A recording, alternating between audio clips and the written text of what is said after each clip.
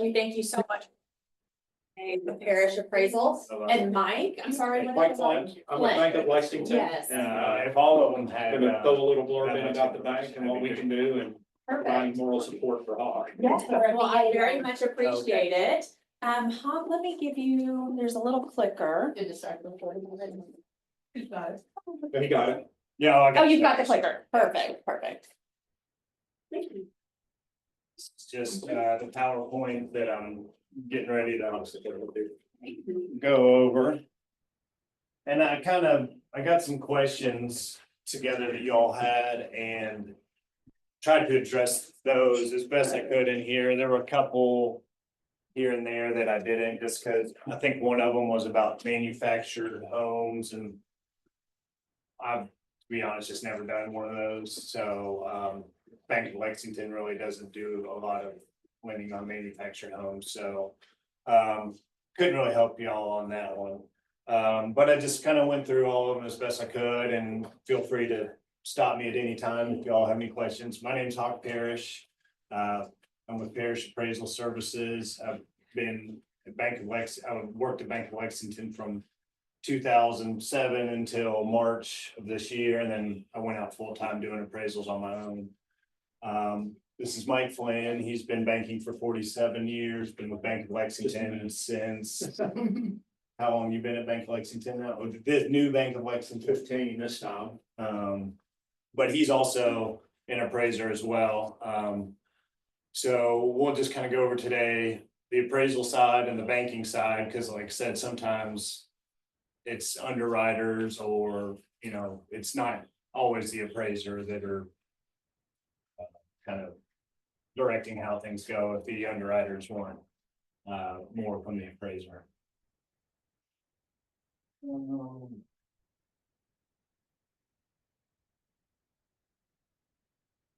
ahead, Since you gotta click back and then. See.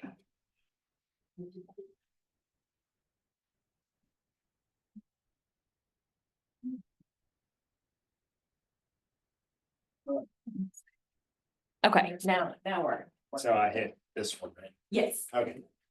So I just kind of want to go over the appraisal process with you, and we talked a little bit earlier about some of it, but the appraiser's job is to observe and report everything about the property, the updates, the size, the room count, the basement extras, measure the property from the outside in conformance to ANSI. If y'all have any more questions about how we measure it, we kind of get into a little bit more later about below grade area and stuff like that, because that was one of the questions. Garage, finished area above the garage, if it's like a detached garage, you kind of get into that. Depending on the neighborhood or where the property is, we look for sales that are 6 to 12 months old.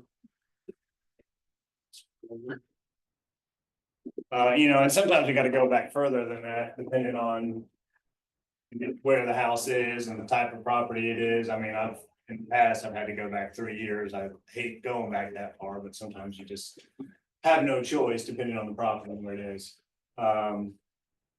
And what I'm looking for comps is kind of, no, you're fine. I'm checking to see who's on Zoom.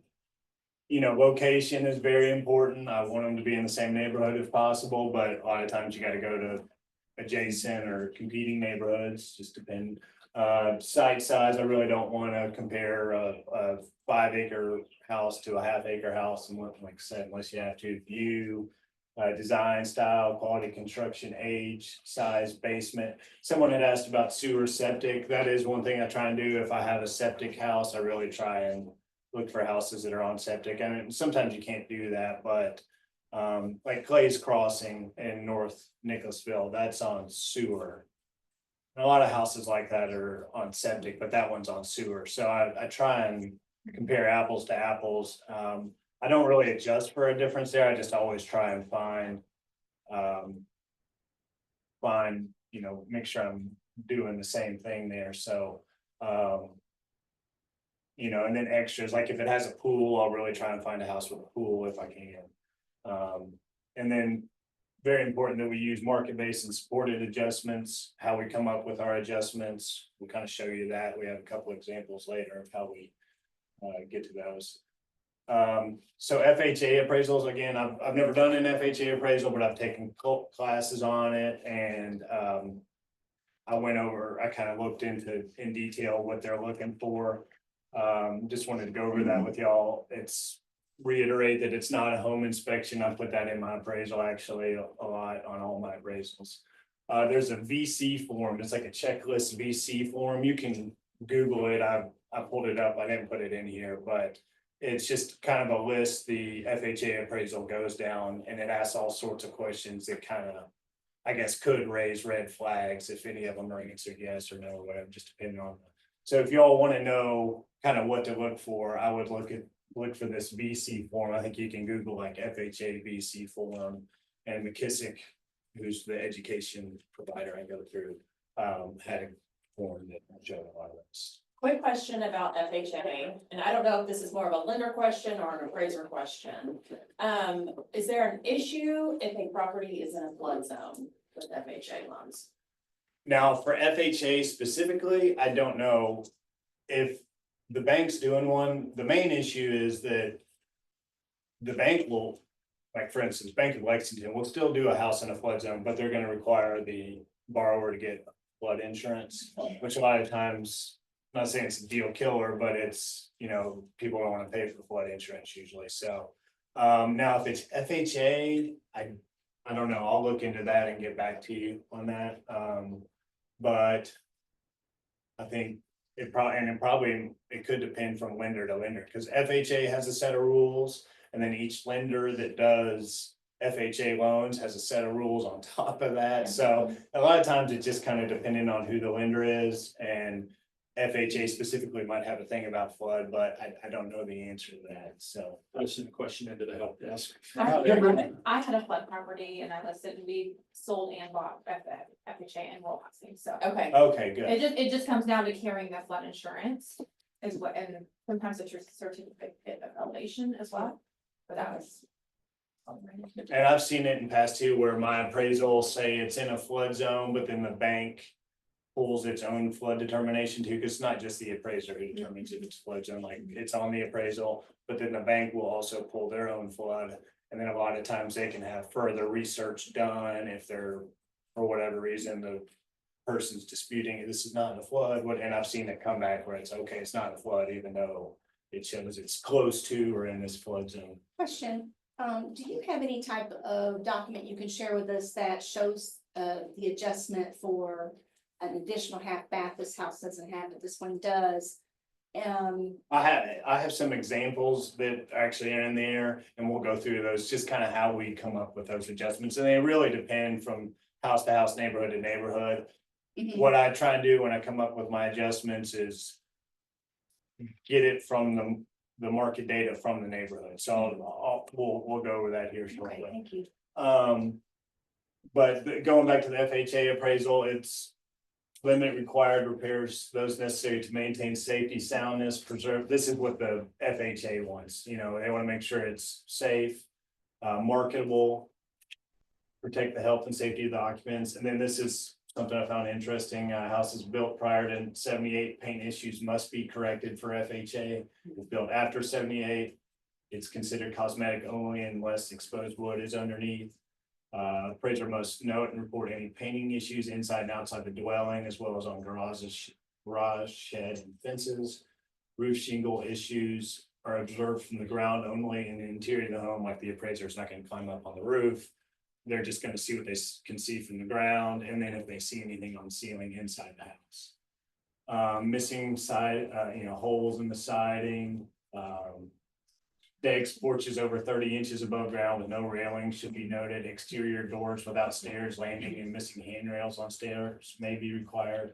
They want the appraiser to operate the HVAC system and make sure it's operational, doesn't emit smoke, odors, or noises.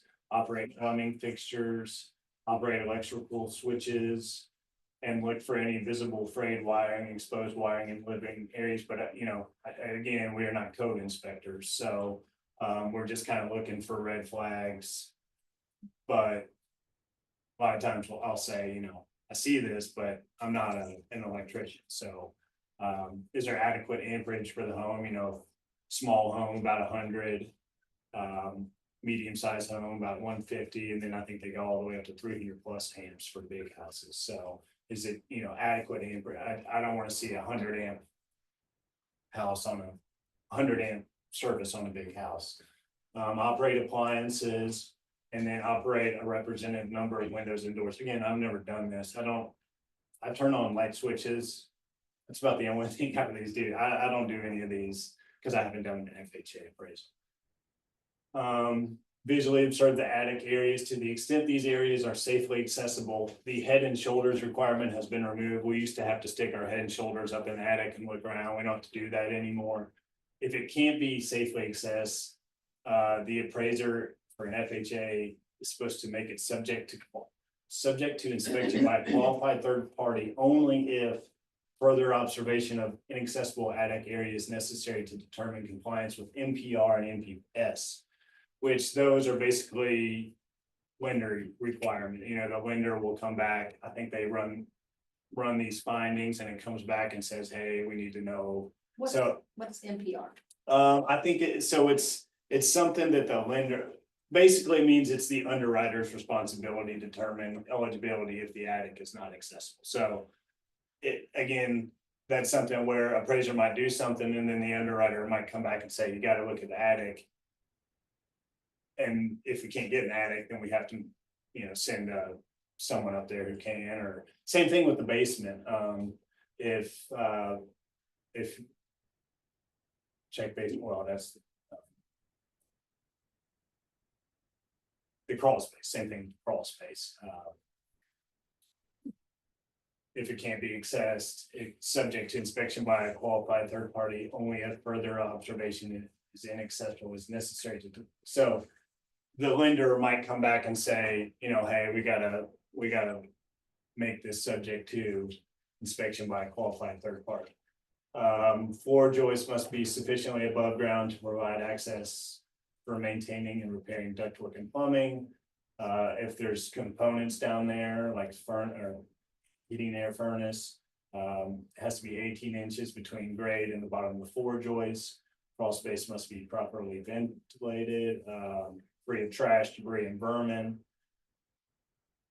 The crawl space must not be excessively damp and must not have any water, pooling, moisture problems evident, and a vapor barrier must be required if there are issues like that.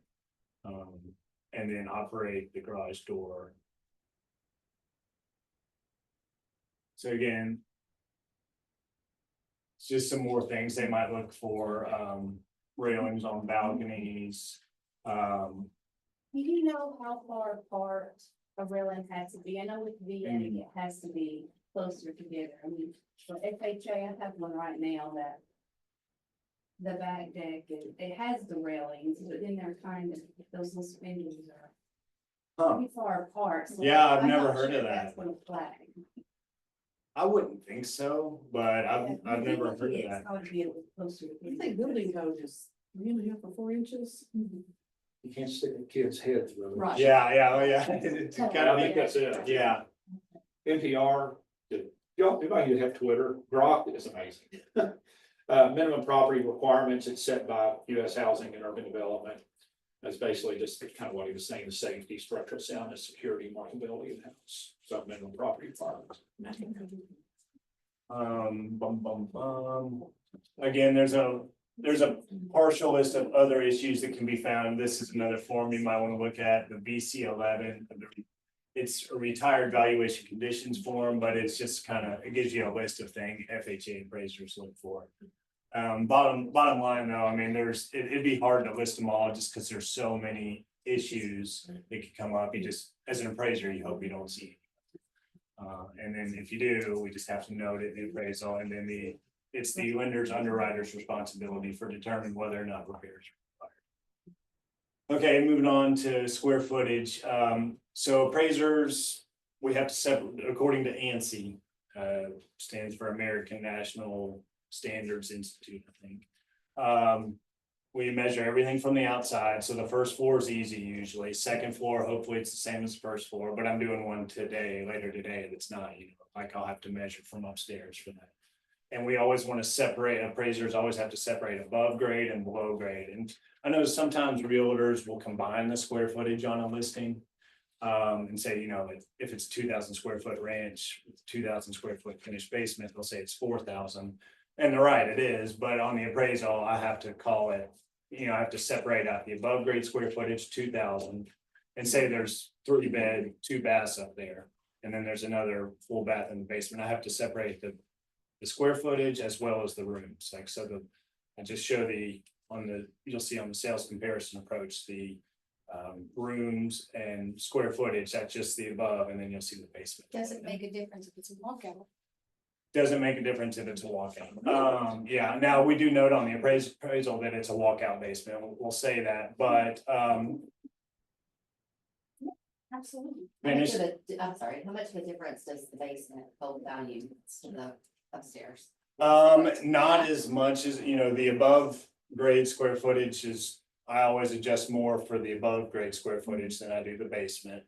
And again, kind of depends on the house, but I'd say, anywhere from 50 to 70% probably of the above adjustments is about what my below. And how I do my basement adjustments is I'll separate out, I have a total basement area for the house and the comp. And then I have a finished basement area for the house and the comp. And I kind of adjust for each of those separately, because sometimes you'll have a house that's got a big unfinished basement with 0 finished square feet, so I'll kind of adjust for both of those there. Finished areas that are connected to the main body of the house by other finished areas such as hallways or stairways are included in the finished square footage of the floor that is on the same level. Finished areas that are not connected to the house in this way can't be included in the finished square. So that's like a finished area above a detached garage. Or, it's got to be connected to the house to be considered in that GLA.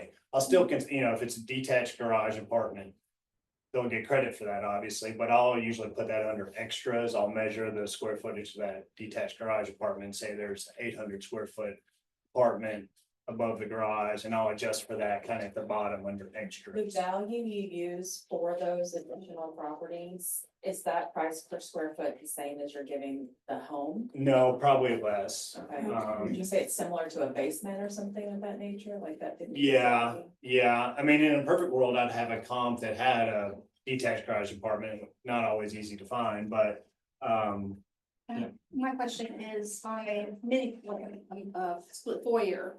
When you go in that one, you have to go up, you have to go down, and the downstairs has egress windows. I mean, it's like right the size of a regular house windows. You can get, so do you look at that like lesser?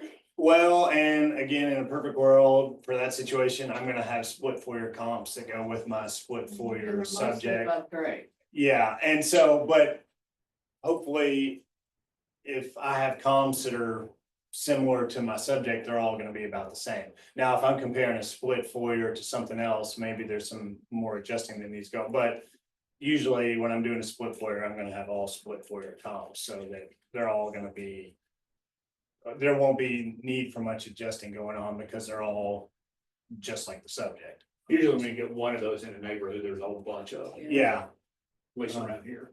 and if I have to, I'll use a range on a basement for a split foyer comp, because that's pretty much the same thing, just deeper. So what's the range for price per square foot for a finished basement now?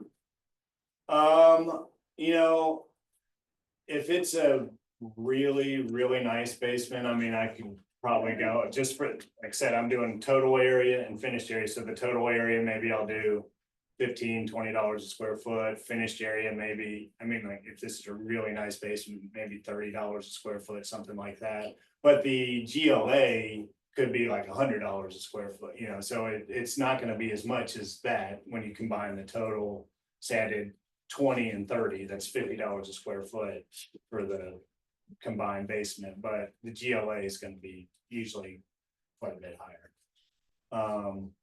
And if a level is even partially, but this is according to ANSI, this is what we have to go by, you were asking about this a little bit. If a level is even partially below grade, even by 1 inch, and I've seen this literally happen before, where I was like, look, man, I have to say this is a basement, but it was just barely below grade. that entire level is considered below grade, like a finished walkout basement, like when you walk out, nothing's below grade. But then as you go back towards the front of the house, if it's sloping down, then you're gonna be, that back wall probably won't have any windows. So what is considered finished? Wall and ceiling finishes include, but are not limited to painted gypsum wallboard, wallpaper covered plasterboard, and wood paneling. Floor finishes, carpet, vinyl, hardwood, and concrete floors with decorative finishes, but do not include bare concrete. Yeah, I think someone had asked that. Now, a lot of times though, it might just be painted or whatever. What I usually do for that is if I'm comparing it to a house that's got flooring throughout and I just have painted decorative concrete finish, I probably would make an adjustment for that just in the basement and just explain it in my notes that I'm adjusting for this because the comp has nicer flooring throughout than just their. A lot of barndominiums will have that polished concrete. I mean, it's glass, it looks like glass. Yeah, so I consider that the decorative concrete finish. What if the basement, if they leave the ceilings exposed, you know? I wouldn't consider that finish, although a lot of times what I'll do is I'll say it's partially finished. And I'll just say in the notes, this was finished except for it didn't have ceiling or it didn't have walls or the floor. And that happens a lot where I'll see, it's like, this is, it's got wall, it's not totally unfinished. It's got some finishes, but it's not totally finished. And I just, you just gotta explain that. So, and it needs to be finished. In order to consider it finished, I always say to myself, is it finished like the rest of the house? Sometimes you can tell where someone started down the road and didn't quite finish it or whatever. And then this is how we come up with adjustments we were talking about. We use paired data analysis a lot.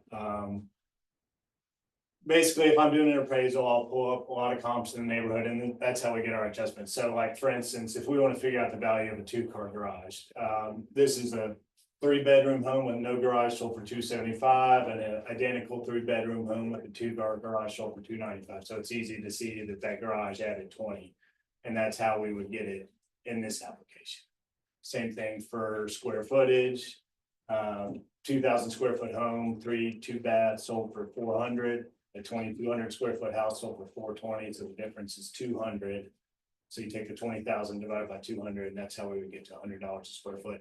Now, every appraisal you do, I mean, it's not easy to always find. I mean, it's not an exact science. It's not like 1 + 1 = 2. Like, depending on what comps you look at, you're going to have a range.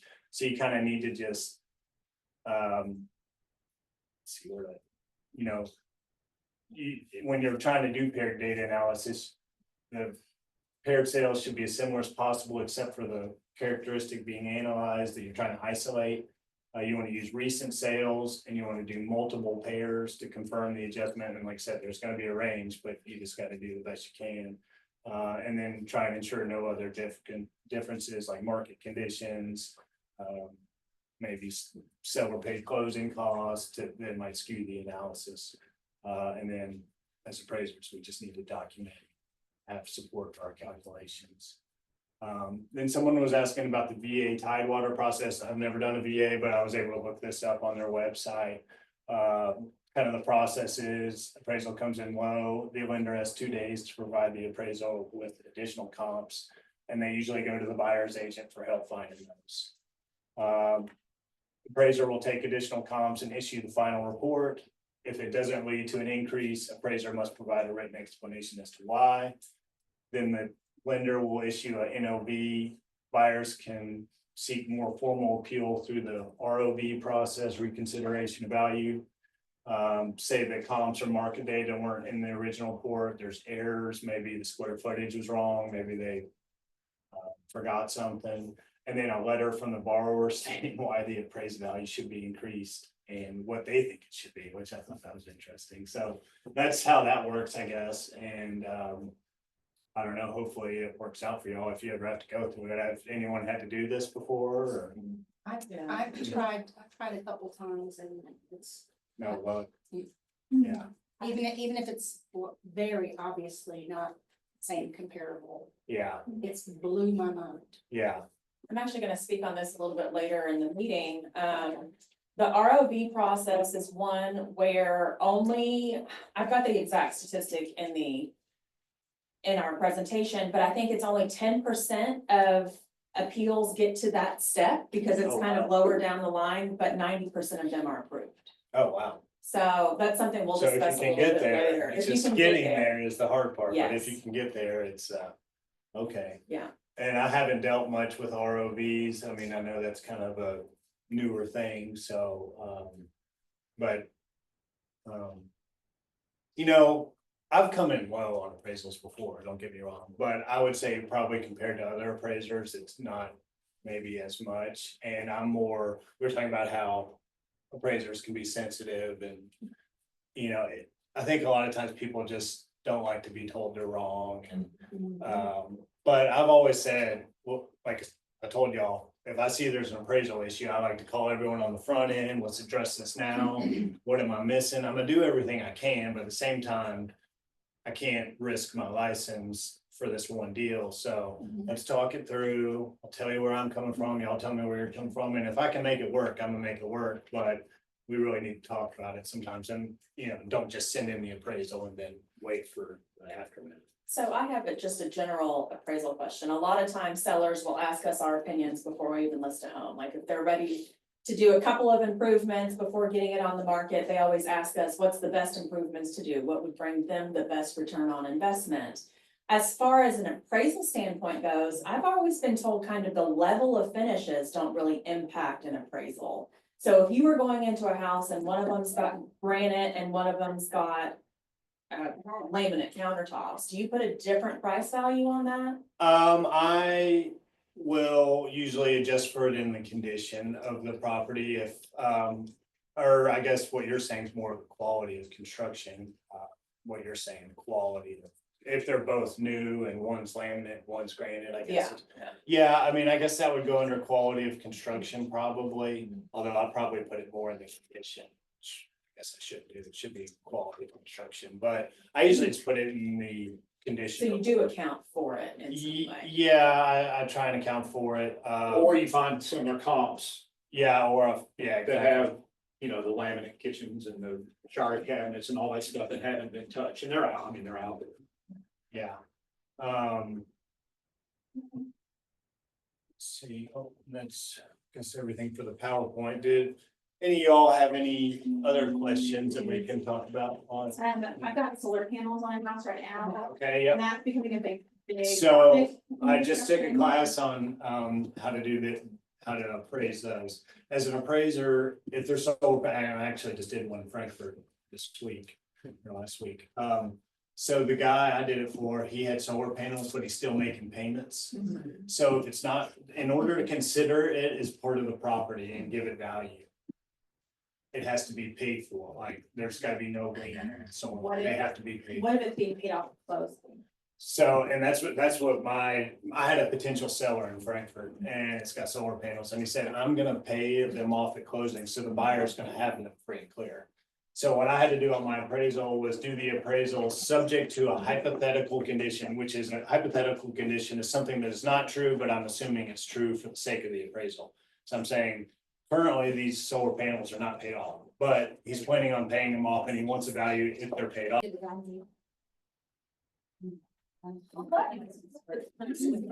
All right. Yeah, makes sense. Yes. All right, guys.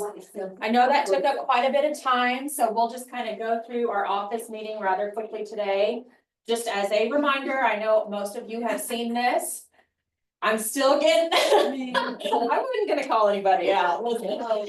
KREC license number, please, 276019. If we would please send those dot loop requests to broker@remaxeliteky.com.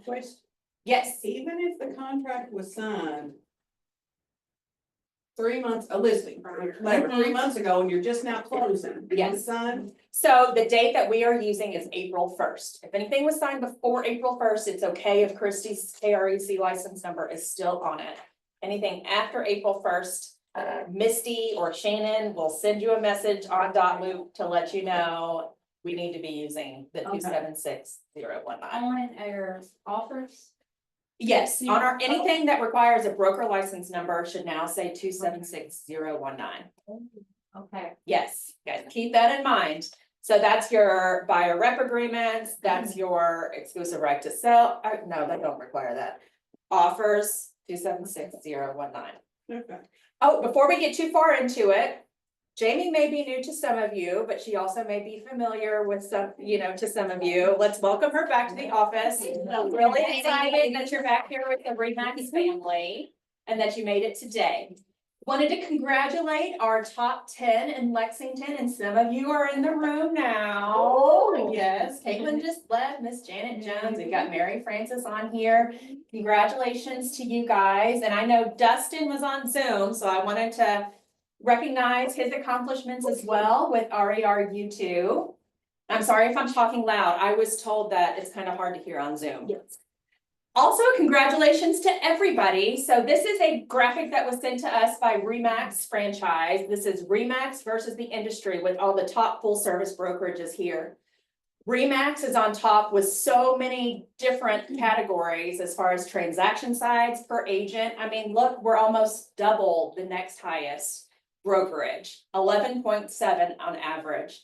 So if you are doing more than that, you should be very, very proud of yourselves. And if you're right there, that's fantastic. If we're a little under, let's see what we can do to kind of get you up to this level. It is, how long of a time frame is that? I believe this is a year. This was released for the year 2024. Okay. Yes.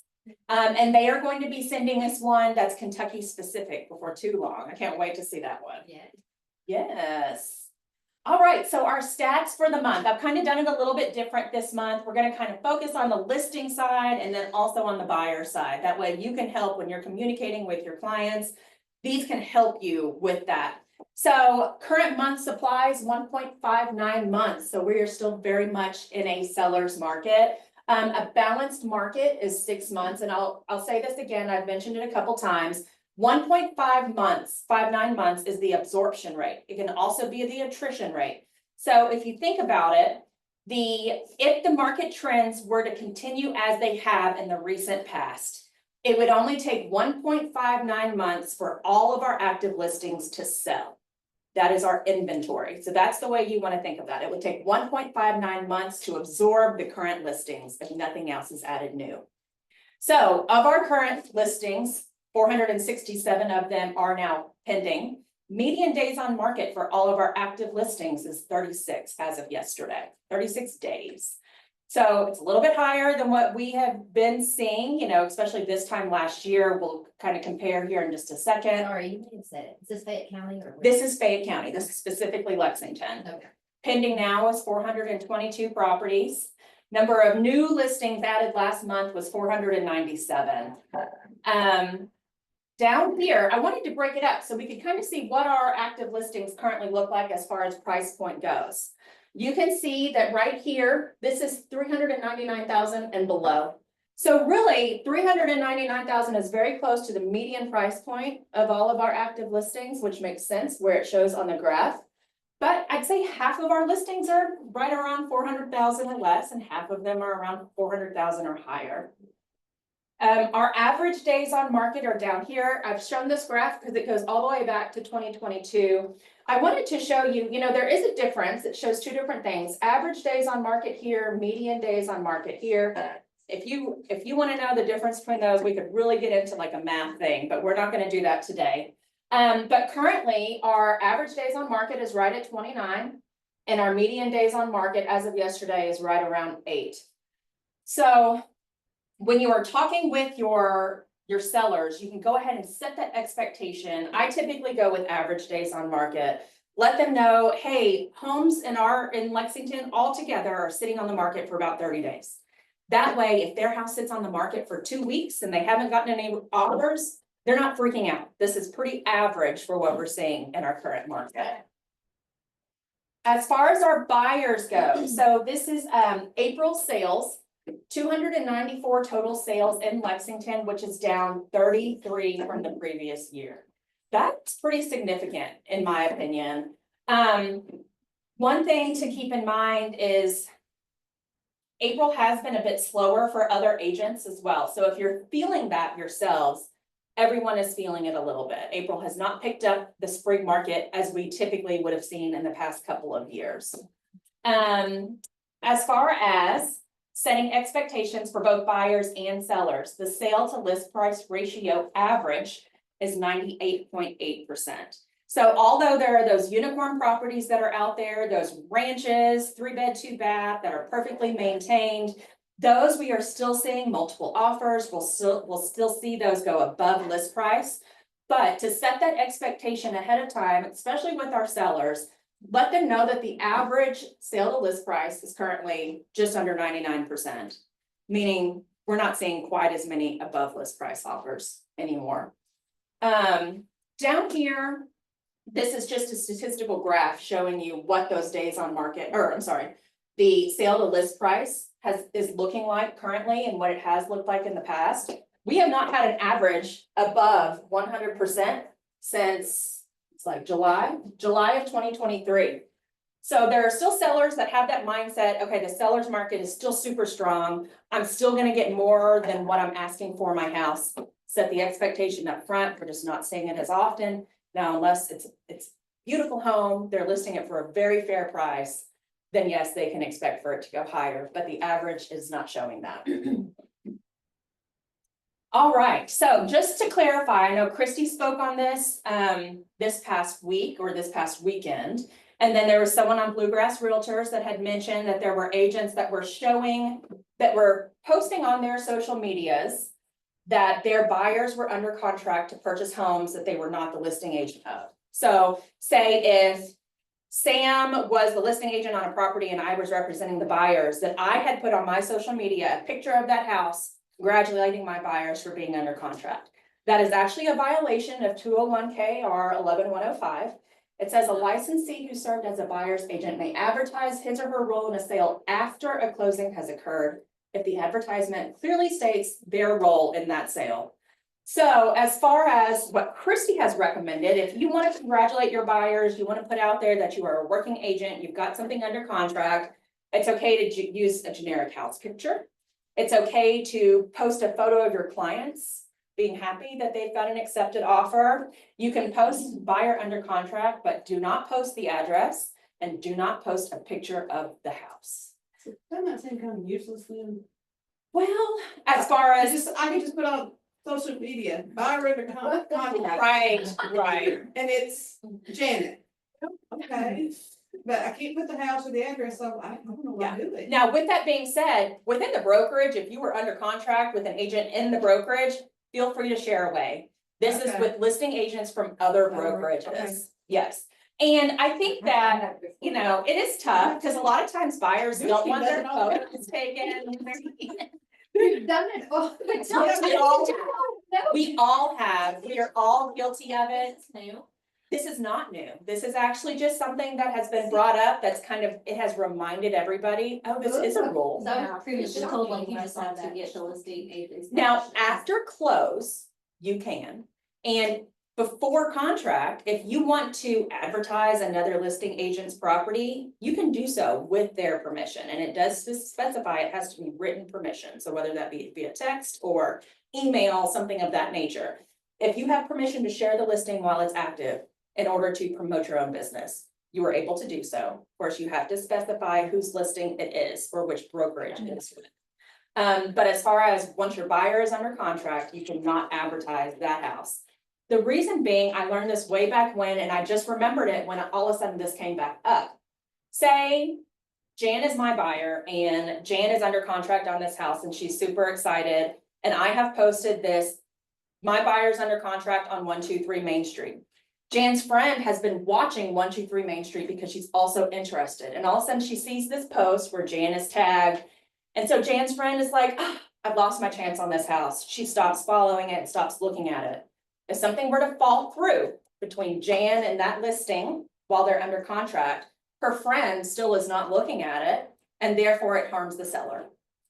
That was a potential buyer that is now turned and walked away because of the seller. So I know that's kind of a far stretch, but that is one of the reasons why this is in fact a rule. It's the rule. So we're gonna go over veterans just really quick. There was a panel at Bluegrass Realtors that there were probably 30 attendees in the classroom, and there were a couple of audible wows were all, not all of them, but a lot of them were very well-seasoned agents, and we learned a lot, to be honest with you. So I wanted to share some nuggets with you that I thought might be helpful. And I'm gonna step back here just so I can see these a little bit better too. So of course, we know Bluegrass Realtor serves 38 total counties, and in those total counties is almost 70,000 veterans. Just over 23,000 of them in Fayette County alone, but only 10% of these veterans in Kentucky take advantage of their VA benefits. My dad is one of them. My dad is a veteran. He's never once had a VA loan. And when I asked him why, he said he never knew it was an option. The military does not educate their veterans that this type of loan is available to them. So it really is up to us as their agents and up to their lenders to let them know that this is available and what it can do for them. A lot of misconceptions about VA loans. There's actually not a maximum loan amount when it comes to the loan. No minimum credit score, no debt to income ratio, which I was shocked by. I thought debt to income was something every lender looked at for every loan. Yes, there are VA specific new construction and renovation loan products that are available. Jenny, I know you really want to ask. Yes, there are VA loan products available for lots and construction that can be put together, but make sure that your lender knows exactly what they're doing. And Hawk had mentioned this earlier, where lenders have these additional requirements that not everyone will have, but kind of above and beyond what's required. And he was talking about FHA. VA is the same way. They are called overlays. So if you are working with a buyer, they're under contract, the lender is saying something can't be done because it's a VA loan. Make sure you're asking them, is this a lender overlay or is this part of the VA loan handbook? Because in that case, they may be able to go to a different lender and it could go through. You could save the deal from falling apart. An appraisal for VA will actually, that specific buyer's appraisal for a property will stick with them for 6 months. So they can switch lenders and not have to have it reappraised. Yeah, it does not transfer to another buyer, even if they are VA, just for that specific buyer. I had a veteran ask me last night, he said, I've been told that you can have 2 home loans from VA. If you've lived it in one more than 6 months, you can go ahead and get another one. So like you could rent that one out. No, it has to be a permanent resident. Okay. Well, it may be a lender. Let's talk about that. We'll talk about it here in just a second. So going back to appealing appraisal. So what we were told by the VA reps, the real estate professionals, which were a team of a lender, the VA rep president for Louisville, who also happens to be a realtor that works with a lot of people in the VA community. There was a VA specific appraiser there and also a VA home inspector. So they were giving us a lot of insight on kind of behind the scenes, the things that it's really hard to get those questions to. So what's the appraiser looking for? Well, just like FHA, just like Hawk mentioned, safety, structurally sound, and sanitary. But there are 3 different ways that you can appeal an appraisal value if it comes in low. First is the Tidewater. That's what he had mentioned. That the appraisal will say, listen, I've come in low. I understand I may not have the perfect comps. And they ask for assistance from the lenders and the agents to try to find better comps to support the purchase price. Second, if that doesn't work, the reconsideration of value that Hawk had mentioned, appealing to the lender to reconsider the appraisal. And I misspoke. I thought it was 10%. Less than 1% of transactions request this. Typically, it will fall through after Tidewater. I've seen it happen many times myself personally. Did not know that these other things were options. So less than 1% of transactions request this reconsideration of value, and more than 70% of them are approved. That could save a deal. Last but not least, this is the appeal to the Construction and Valuation Department and Regional Loan Center. I did not know this existed, and I really am going to do some more research on it. But I think that they're the final step of, okay, if we're really trying to save the deal, who do we need to go to? Now, with that being said, if you have a short contract term, you've got closing that you've set for 30 to 40 days, this will likely not work because it does take a little bit of time. Anything government related, we know does take a little bit of extra time. So the lender said if the contract was originally written for 45 to 60 days, this would be more of a potential appeal process. All right. Another thing, and Janet, this is the question that I brought up to them because you had asked me specifically kind of about that roof and the seller concessions. VA has always been kind of looked down upon because there are stricter rules as far as the appraisal goes. There may be some repairs that are required. If a VA appraiser determines that repairs are required and the buyer says to you, I don't agree with that. I don't think that that's right. I should still be able to purchase the home. There are steps they can take. They need to write a letter to the lender, and the lender is not able to recommend this either. It has to come from the agent or from the buyer directly.